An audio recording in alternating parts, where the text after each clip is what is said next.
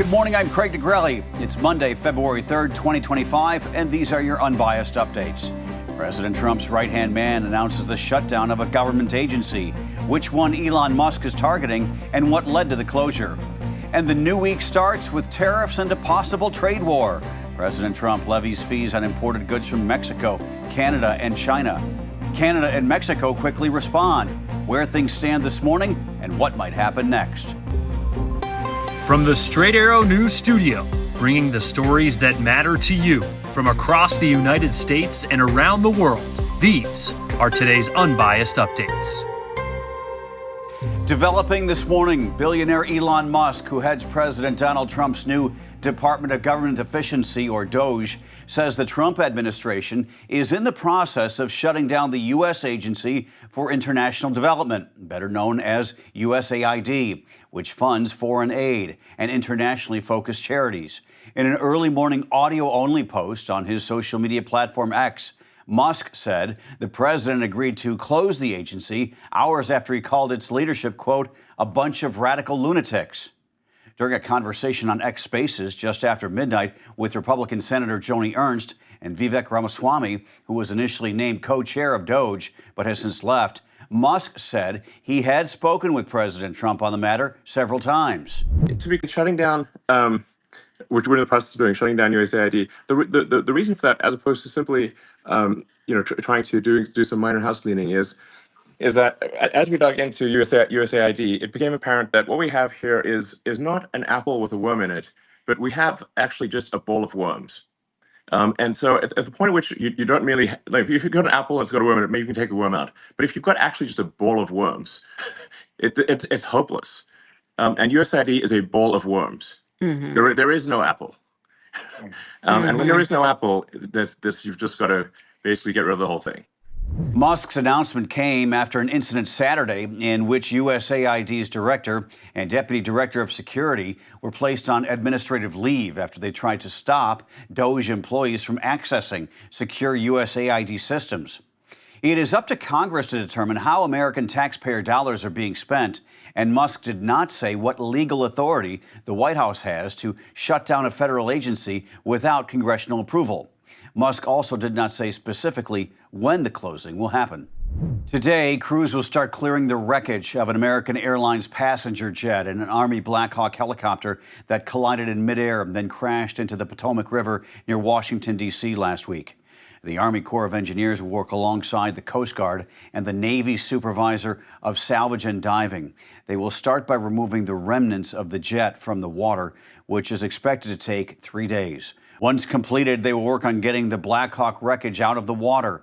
Haulers will take the wreckage to a National Transportation Safety Board hangar for investigators to inspect as they work to determine exactly what led to the deadly collision near Reagan National Airport. This comes as the search continues for the remains of all those killed in the crash.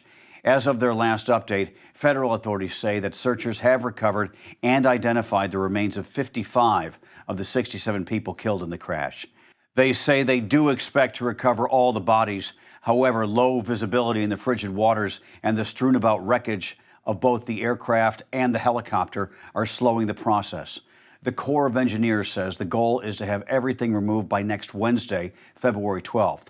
However, if any remains are found while the wreckage is getting removed, work will immediately stop. Colonel Francis Pera, the commander of the Corps of Engineers Baltimore District, said, quote, the dignified recovery of missing flight passengers and personnel takes precedence over their timeline. On Sunday, an emotional scene as families of the victims gathered for a memorial on the runway at the airport at the edge of the Potomac River and viewed the site where their loved ones passed away. This morning, at least 5 people are still in the hospital after a medevac jet crashed into a residential neighborhood in Philadelphia Friday night, killing all 6 people on board the plane and 1 person who was in a car on the ground. Nearly 24 others were injured as the wreckage spanned 5 city blocks near northeast Philadelphia's Roosevelt Mall. In an update Sunday night, the city's mayor said 3 people are still in critical condition.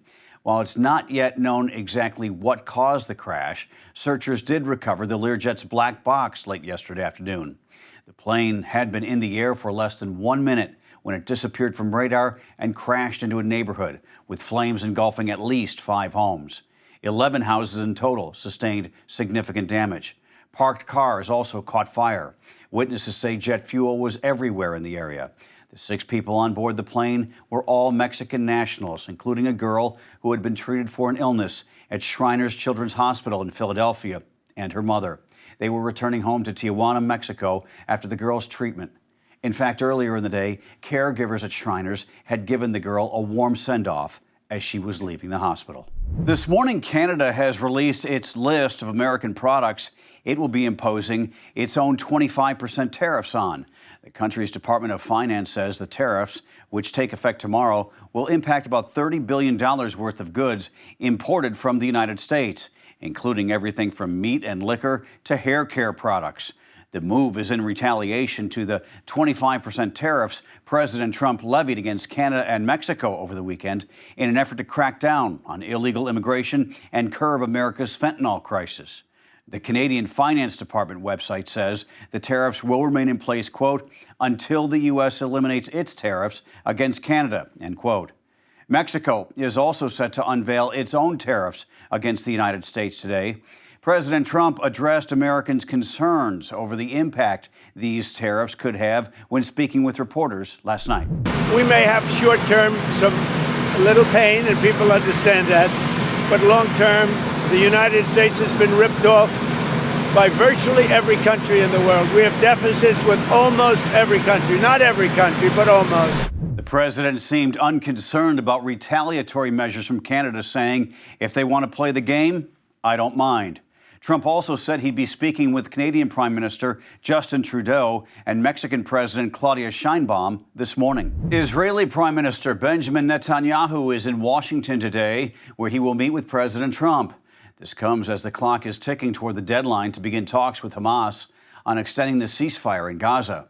Netanyahu's office did say he had agreed with Trump's Middle East envoy that, quote, negotiations on the second phase of the hostage deal will begin with their meeting in Washington. The ceasefire, which has now been in place for just over 2 weeks, is set to expire on March 1st. So far, hostages have been released by both sides, and Israeli troops have pulled back, allowing Palestinians to see what's left of their homes in Gaza. President Trump has floated the idea of relocating the Palestinians to other countries, such as Egypt and Jordan. Under terms of the ceasefire, talks with Hamas on the next phase are supposed to begin no later than today. So far, Israel has not given any indication it will honor that deadline. Finally this morning, history was made at music's biggest night, the Grammys, with Beyoncé winning her first Album of the Year award for her foray into country music, Cowboy Carter. She also won Best Country Album, becoming the first black woman in Grammys history to ever win in that category. Kendrick Lamar picked up 5 Grammys, including 2 of the night's most prestigious awards, Song and Record of the Year, for his track, Not Like Us. He dedicated them to fire-ravaged Los Angeles. Chappell Roan was named Best New Artist. During her acceptance speech, she urged the music industry to offer living wages and health care to up-and-coming artists. Also, Sabrina Carpenter won Best Pop Solo for her song Espresso. And DOGE won her first Grammy, taking home honors for Best Rap Album. Those are your unbiased updates for this Monday. We'll see you back here tomorrow. For all of us here at Straight Arrow News, I'm Craig DeGrelli. Have a great day.